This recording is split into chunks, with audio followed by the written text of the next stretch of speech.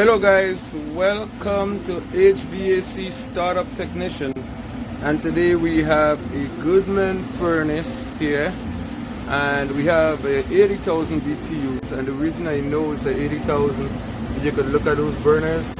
Each one of those burners is 20,000 BTUs, so that's an easy way to do it if you don't want to look at it right here. Now I want to show you guys today how to properly test a pressure switch.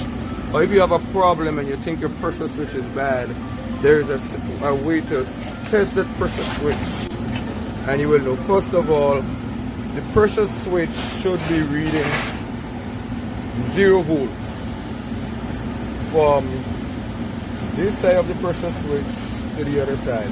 So what you want to do is pull this pressure switch a little bit back. You want to have it still making cut. Okay, let's go ahead here, pull this one a little back also. Yeah, well, you just have enough. So you could put on your meter leads, and I have this UEI meter. It's nothing fancy.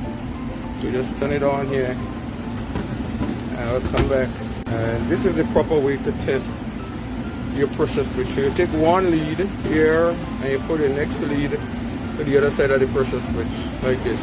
And we're reading 0 volt, and that's how you know your pressure switch is good.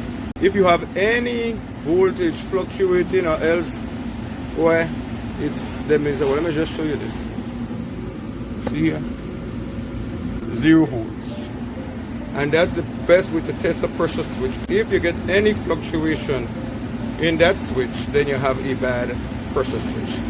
Alright guys, so I just wanted to show you that little tip on how to properly test your pressure switch. Alright guys, thank you for viewing the video, and please don't forget to subscribe. Bye.